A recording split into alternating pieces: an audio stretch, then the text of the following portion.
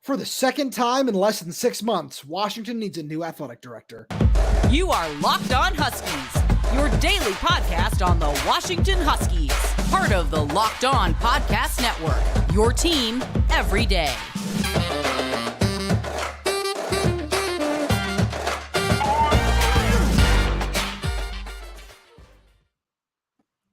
Welcome into a special emergency edition of the Locked On Huskies podcast. I'm Roman Tomashoff. That's Lars Hanson. He writes for Inside the Huskies of Fan Nation Sports Illustrated. I'm the site editor over with Huskies Wire. Thank you for making this, whatever watch or listen of the day it is for you. As we hit record at 12:47 p.m.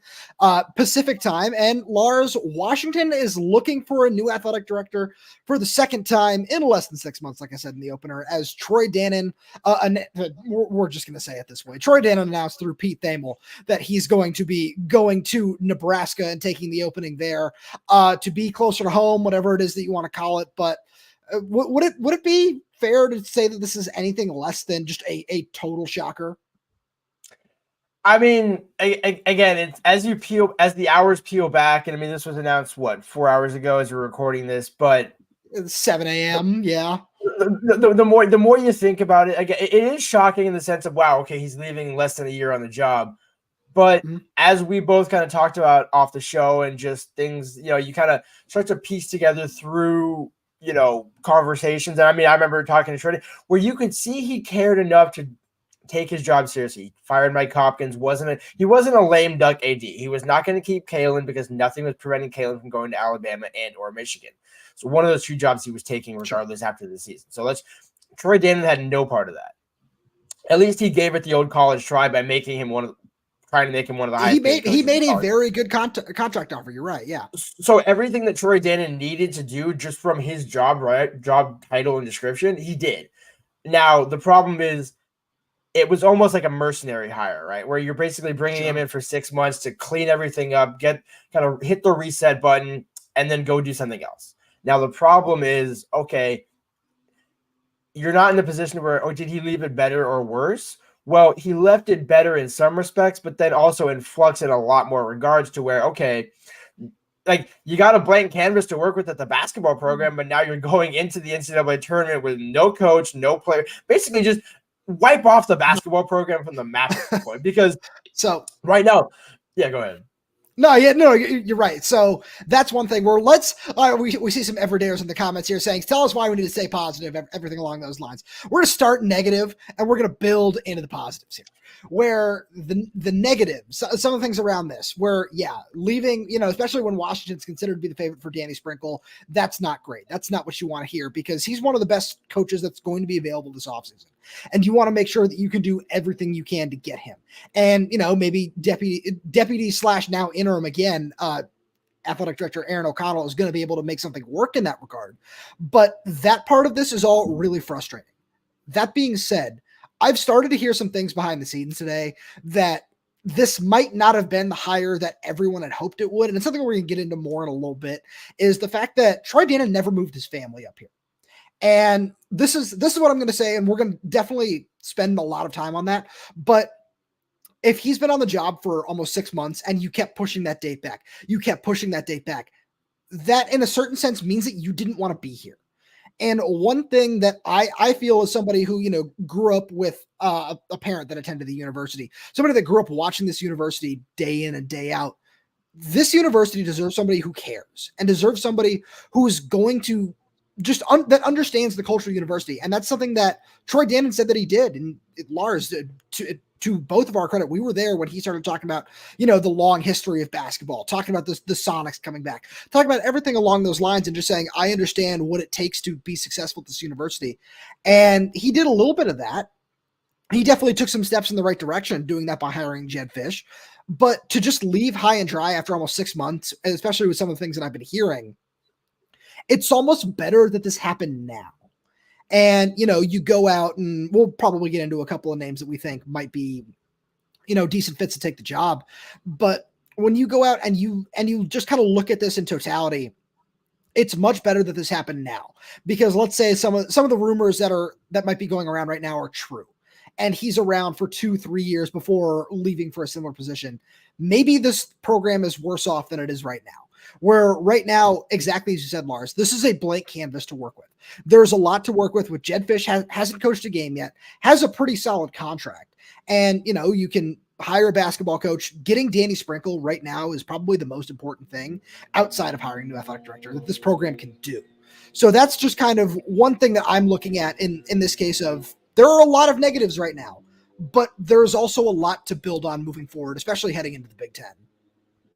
Exactly. And I mean, I think it's better to start from a blank canvas than it is to, okay, well, now this next person's going to have to decide Hopkins' future. Well, maybe he wants one more year, and you're going to just keep pushing everything down the line. I think at some point you do need, even if it's not your first or second choice, you need somebody who wants your school to be their first choice. And I think that's kind of how I view Troy Dannen. Where, again, personally, I like the guy. I'll just be honest. Same thing with Kalen DeBoer. Like, I have nothing against these guys. I understand why fans have the vitriol that they do. But just from talking to Troy, it's like you can't blame somebody for what he did. Now you just have to go find somebody who had the passion that Troy Dannen did with the intelligence that Troy Dannen did in terms of, what he was able to do, kind of just the pulse in college football and college athletics.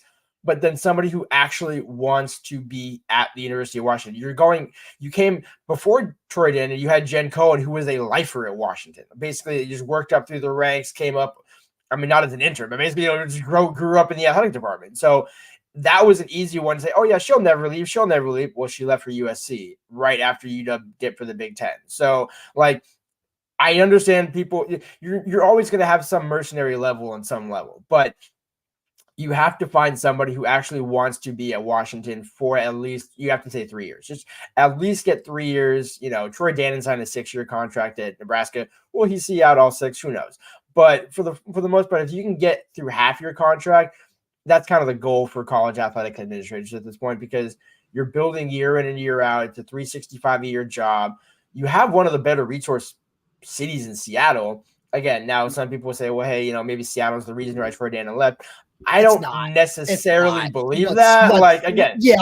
Let's cut that out right now, because it's definitely not that in the slightest bit. And I just one thing that I want to kind of add on to that point is the reasoning that is going to be put out there publicly is going home. Is that true? Yeah, there's probably that in a sense.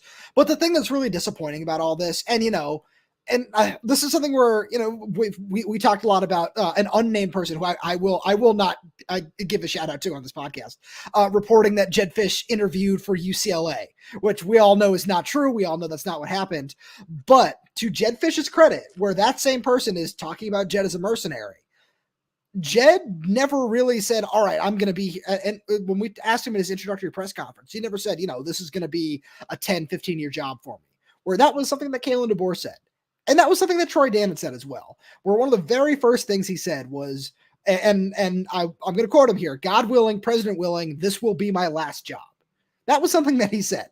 So this is a little different from, as you call it, a mercenary hire. This was a little bit different than that, where he seemed like somebody who wanted to be here for the long haul, talked about what Washington is, and it's something that you and I have discussed on this podcast, that Washington is a top 15, top 20 job nationally in so many different things. But it takes somebody who actually wants to be here to recognize that at some point. And we're going to get more into this, and we're definitely going to talk a lot about Dannon's decision to not move his family up here right after a quick break. Because we're going to give a shout out to our friends over at Bettor Together. Are you tired of the same old daily fantasy grind where you make a roster, cross your fingers, and hope for the best, or maybe lose it on the last leg of your pick'em entry? We are introducing Bettor Together, the first cooperative daily fantasy platform where teamwork triumphs and you can play with your friends, not against them. All you got to do is you can pick more or less on real-time player stats, strategize with your partner to boost your odds, and climb the leaderboard together. So grab a friend and join the social DFS movement. Some of the coolest things about Bettor Together is that it offers a familiar experience for existing DFS players with a social twist where you can play with a friend/teammate, provides a sense of camaraderie and enhances the social experience of watching sports. And it shows that synergy from working together gives you better chances at winning than going at it alone, because it's all about the team, the team, the team. You can download Bettor Together now from the App Store and sign up using promo code LOCKEDON for a chance to win your share of over $1,000 in cash prizes. Remember the code LOCKEDON, because winning alone is fun, but it's Bettor Together. And as we're giving out our shout outs here, we got to give a shout out to our good friends over at eBay Motors. Passion, drive, and patience. What brings home the winning trophy is also what keeps your ride or die alive. eBay Motors has everything you need to maintain your vehicle and level it up to peak performance, from superchargers, roof racks, exhaust kits, LED headlights, and more. Whether you're into speed, power, or style, eBay Motors has got you covered. With over 122 million parts for your number one ride or die, you'll always find exactly what you're looking for. And with eBay Guaranteed Fit, your part is guaranteed to fit your ride every time or your money back, because with eBay Motors, you're burning rubber, not cash. All the parts you need at the prices you want. It's easy to turn your car into the MVP and bring home that win. Keep your ride or die alive at ebaymotors.com. Eligible items only. Exclusions apply. eBay Guaranteed Fit is only available to U.S. customers. So, Lars, as we're kind of dissecting this, I saw a comment on our other show that we released this morning saying Husky beat writers need to be better plugged in. Where, why did nobody see this coming? Why was this so out of the blue? Yesterday, Troy Dannen was at a donor event with Ana Marie Cauce and Jedd Fisch in Palm Springs. This was definitely very out of the blue in terms of how all this went down. And it was the same way when Nebraska lost their AD to Texas A&M. So this has been a real whirlwind in that regard. But once we heard from a John Canzano report a little while ago that he never moved his family up here, it all kind of starts to fall into place a little bit, wouldn't you say? Yeah, exactly. I mean, we discussed off the show where I remember talking with Troy in I believe mid to late November, just saying, hey, how's the adjustment been going, things like that. Then we got into December, and it was still, well, I'm just living out of my suitcase. I'm just, doing this. The family's still down there, and it's like, still. And it wasn't just that the family was still down there. It was, there didn't seem to be a plan in place of, hey, they're going to come up in January. Hey, they're coming up in April after their school years. We just want them to finish the whole school year. There wasn't even a thought as to when will they come up. And I think that the more you start, and again, you don't want to get to answer your question about why beat reporters don't have the pulse. Well, first of all, there's also a man's family here. So let's be critical. Let's be critical respectfully. Like, that's the point. Where it's like, we can say like, hey, when I talked to Troy, he still hadn't moved his kids up there. But every time I talk to Troy Dannen, I'm not gonna be like, hey, have the kids moved up? Hey, have the kids moved up? Hey, is your wife living with you? And it's like, sure, it's not my point. I'm not gonna be tweeting, hey, Troy Dannen's wife and kids are still down in New Orleans or wherever. It's like, no, it's an important fact to know, but it's still not something that, whether publicized or not, because here's the thing. Let's say we run with that story that in December, let's say late December, early January, Troy Dannen hasn't moved up his family yet. Oh, wow, look at these people creating smoke out of nothing. And then 3 months later, hey, look, we were right. It's like, oh, well, a broken clock is right twice a day. So you're never going to win with some people. So that's fair. But let's take it a step further than that, just for a quick second here, because there's a whole lot we need to cover. But one thing on top of that, we've got to give a shout out to Dave Softy Mahler over at KJR, because he is incredibly plugged in with the athletic department with a whole bunch of different things over there. And if he didn't know that this wasn't going on, honestly, then it wasn't leaking. Like then this was a very much out of the blue move. But let's move on from that, because this is something we need to spend a minute on. And it's really disappointing is the only way to put it. When, there are certain reasons that you could say, oh, he didn't move his family up here for this reason or that reason. But the fact that there was never that plan kind of shows that something like this might have always been in place. And after the way he talked, after the way he spoke to us, spoke to other members of the media, and just spoke to Husky fans in general, and saw everything that this football team especially was able to do over the course of October, November, December, January, where he saw all that and was just like, this isn't a place that I feel like I can be long-term. That's more disappointing and kind of a slap in the face to Husky fans, in my opinion, than it is anything else. Yeah, I mean, I remember you could see he really, in those first couple of months, especially with the basketball program, was really trying to get, people into the arena, trying to really drive. But then as you got into January and February, and obviously March was irrelevant, but once you got into, especially February, you could kind of see like Dannon was like, okay, like I tried to make basketball a thing. They didn't really end up being a thing. I'm not going to continue putting all my eggs in this basket just to get, 5,000 fans in here. It's like, we just got to purge this hire eventually. And so it was kind of an unfortunate, timing of how everything worked out, right? Because Hopkins had to, wait to make that fire. Basically, Troy honestly made the fire because he did the right thing there and did it on the right timeline. Yeah. Well, because here's the thing: had he waited actually until the contract ran out in the end of March, and then made the announcement, we're a week and a half away from that contract expiring, theoretically. Sure. So, the reason why Troy was like, hey, you know what? Look, this is going to be the move. You can finish the season. You can still coach. And I think that was and again, I understand people will say this is easy to say in hindsight, but that was one thing that struck me over the course of the first week and a half with that basketball coaching change. No interim hire. Hopkins was allowed to finish the season and not a peep sense.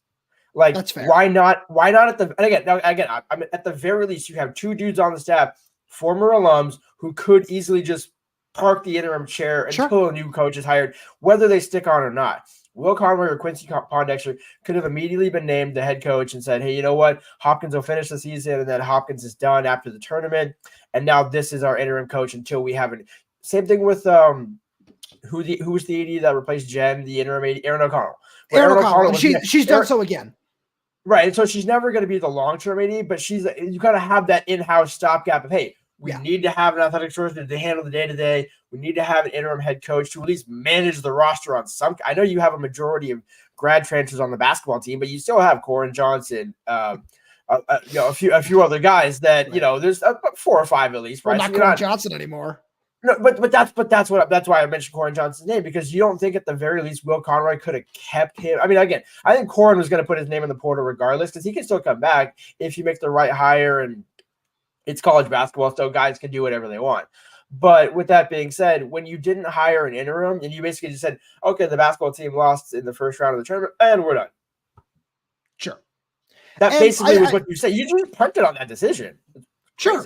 And it's one thing that we've heard where there might have been some interviews that were conducted, and the big name, as we said a little bit earlier, that we're waiting on here is Jeremy Sprinkle. That's what everything is kind of where it feels like it's all waiting for that. Are you sprinkling there? That seems what it's all waiting for on that front, but it just goes so far beyond that, where I don't think that you can chalk this up as he didn't get the funding he was looking for.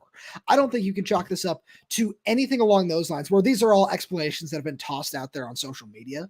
And it's something you just kind of have to look at and just say, all right, it can't be this, it's not that, where maybe it is as simple as, all right, yeah, he just wants to go home.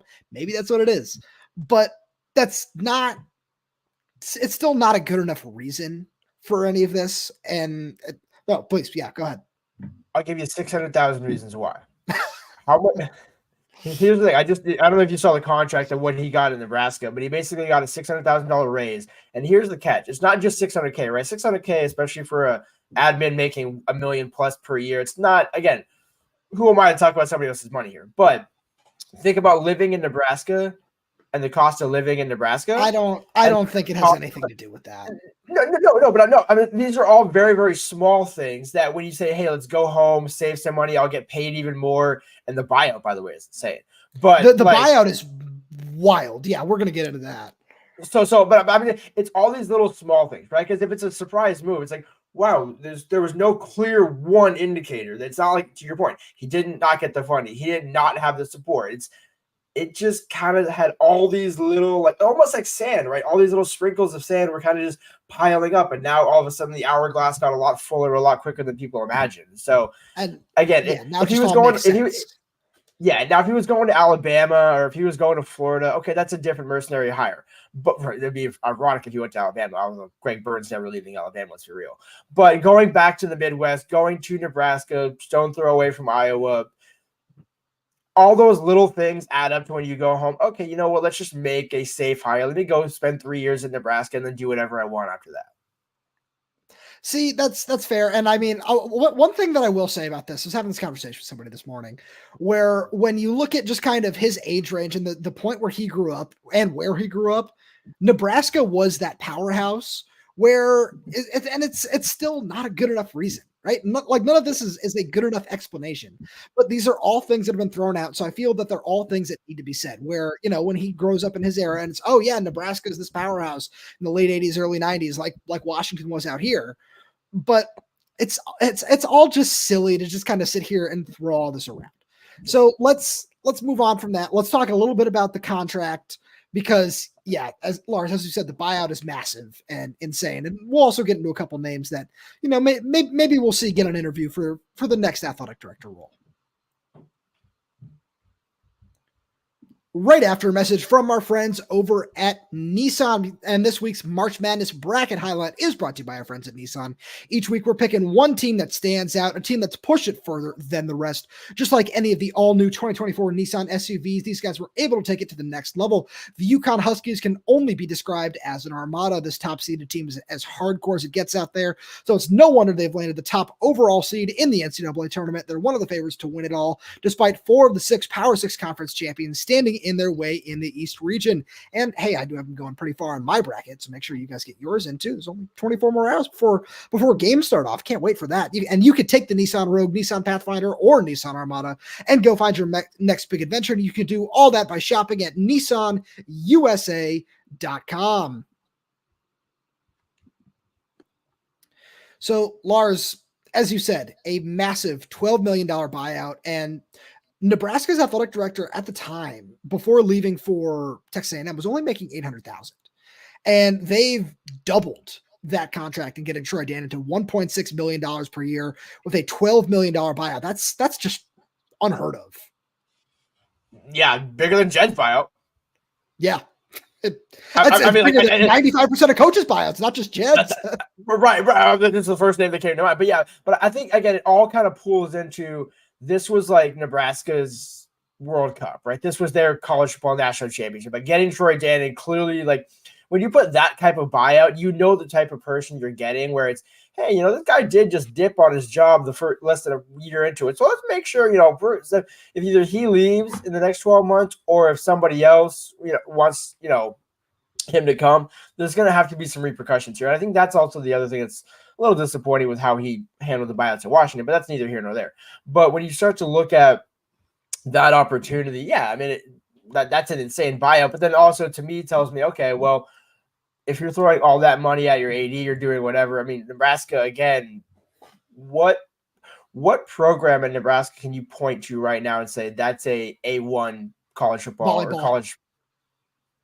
Their volleyball program is elite. Is that the one that had the entire stadium stadium packed? Yeah. So Troy Dannen, cool. That was pretty cool. Troy Dannen will love the marketing that Nebraska has. I will say that, because that school, in fairness, the one thing they're good at is marketing, because it's not on-field success. But with that being said, sorry, just had to get that out there. With that being said, we should probably kind of start thinking about, okay, so going back before Troy Dannen was hired, who were the names that were being looked at, right? So, because you have to imagine those names are going to now start to circle back. There was some other sprinkles, but really at the end of the day, I believe it was the Houston Chronicle who had the first report. I know Dave Mahler also put it out there confirming basically the same 3 names. The one name that I am intrigued by is Houston's athletic director, Chris Presman, because that's one where you look at the basketball program. I'm not saying you're going to get Kelvin Sampson, but if you're hiring Kelvin Sampson and you're in Adidas school at Washington, I mean, you can do better than Mike Hopkins. So, like, I'm not condoning hiring a coach that's going to go break a bunch of NCAA violations or anything.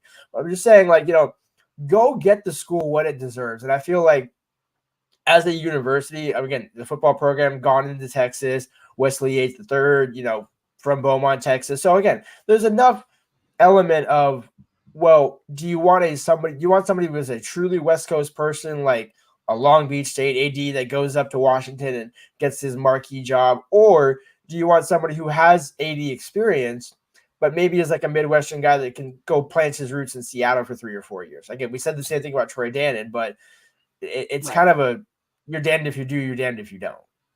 That's absolutely true. And then two things really that I look at when I'm looking at the next AD or whoever that might be. The 2 requirements that I would probably look for is somebody with those West Coast ties that, like you said, where it's somebody who kind of understands what it's like to be out here and just understands that what it takes to make sure that you can drive passion, drive marketing, drive all those other things, because those are really important, but it's also very tough to achieve in a certain point.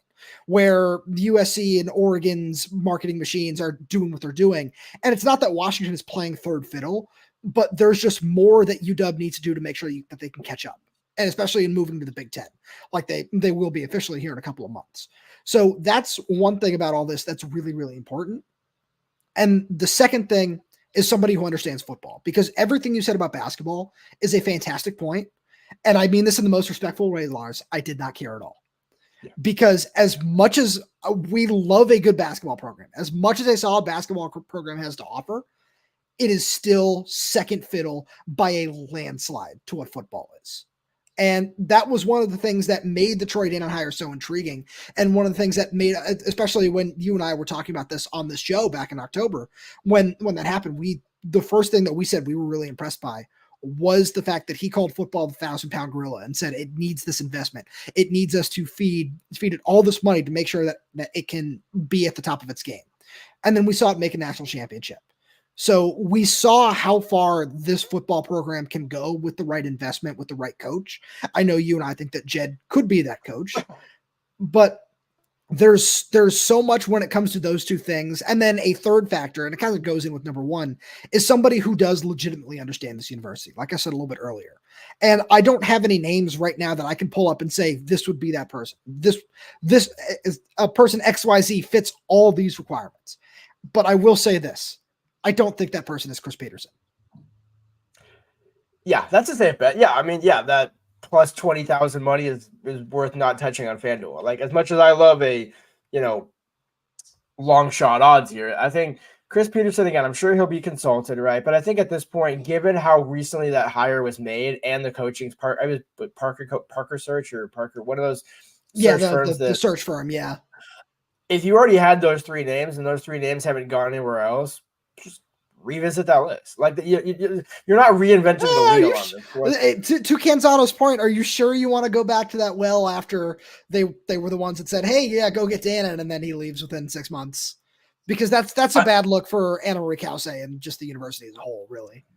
Well, I mean, this gets back to Ana Marie Cauce and make the right hire and honestly, I understand your point, but if you think the right hire is truly in one of those three names, do not let that be the reason you don't make the right hire. Because if you go and settle for, let's say, Wyoming, no shot, just Wyoming's AD or Colorado State's AD, and you're just settling for an AD that you can control and that well, hey, there's no way this guy leaves in at least 2 or 3 years, so I'm at least safe to not have to do this again. It's like, well, part of being a president and being at the upper echelon of college athletics and just college universities in general is you have to make tough decisions. You can't make scared decisions. I mean, think about it. Kalen DeBoer didn't make a scared decision. Jedd Fisch didn't make a scared decision. Troy Dannen, by firing Mike Hopkins, did not make a scared decision. You cannot make a scared decision, no matter who you hire. You can't do it with, because they gave us those three and then burned us, we're going to say, forget all that, and I'm going to go hire somebody on my own personal whim. It's like, well, again, now if that one works out, more power to you. But the odds of that happening, I don't see it. I get that, and it's really interesting just to be having this conversation for a second time in 6 months. Where that's just the biggest thing that I come back to as we start to wrap up here. Where there's a lot of this where as we look back on what these last 6 months have been. Where it's just especially just the Dannon era, right? You saw this team make a national championship. This team's not making a national championship in 2024. Like that, like it's what's obvious. I know there are people who say, "Oh, you guys are you drunk on whatever. Oh, you're super high on the previous season. You saw all this." That's not what we're saying. We like where the program is going. We think that there's a lot of promise here. We do. This next season, 8-4. That would be a nice start for whoever this new athletic director is. But what you really want to see from this next season, and because football, like I said earlier, football is what's going to drive all this. What you want is to see somebody who's going to continue to invest in that heavily, invest in NIL, invest in new facilities, invest in whatever it is that you possibly can. And because Troy Dannen, to his credit, one of the nice things that he did before he got out of here was he did a good job getting all the funding for the new basketball facility. He did a really good job with that. So if you can go get somebody who's going to fundraise really well and help fund NIL and help fund all these other things, you can find a way where this isn't necessarily the end all be all that some people might think that it is. No, and I think the other thing, the reason, and going back to my point and tying it in with what you just said, because football is already now built up, football is the power at Washington. Basketball will never usurp football at Washington. Let's be real here. It's true. So now that so whoever the AD is coming in with a head start in football, you just got to keep feeding the machine. Just don't pull back. That's all you got to keep doing is just feeding the machine. The problem is you got to bring up other sports behind. Now again, football feeds everything, as Troy Dannen said. So if you feed everything kind of trickles down. But still, having an AD who is we look at some of the other hires that were made over the years with women's basketball, et cetera, et cetera, et cetera. It's like yes, football matters more than anything, obviously, but this isn't until we get to the point where the AD is just responsible for football and then the assistant AD is responsible for literally everything else. Sure. But I do think there's also kind of another layer in that where whoever does get replaced or does come in to replace Troy Dannen is going to have to also bring some people with them because that office is a little thinner than what it had been. So, again, this is a great opportunity for Cauce in an unfortunate situation. Because, again, Troy's a good dude, but, is what it is. Left, went home, did all that. So now it's like, okay, he got you to where you are now, right? He didn't get you a national championship, but he, was kind of along for the ride. But, basically, honestly, he caught the wave at the perfect point. But now you have a blank canvas to work with, both in basketball, to a degree in the athletics as a whole. You're going to the Big Ten. So this is a marquee job. But if you're going to be rotating doors every 16 to 18 months, what's the point? That's a problem. Yeah. Lars, as always, thank you so much for being here. Thank you to all the everydayers tuning in. We really do appreciate your support. And just a little schedule update for everybody since we're doing this on Wednesday afternoon. We are going to be coming at you again on Friday morning. So please make sure that for, just up until then, whatever news you might need, you make sure you're subscribed wherever you get your podcast, whether that's YouTube, Spotify, Apple Music, Amazon Music. We're there. We're everywhere. We're updating this channel with new content every single day. So please make sure you hit that like button. Leave us a comment down below if you have any questions, comments, concerns, interview requests, whoever you might think the new AD is, anything like that, please make sure you leave it down in the comments. And if you're audio only, please leave us a 5-star review. Thank you so much for tuning in, and we will talk to you on Friday.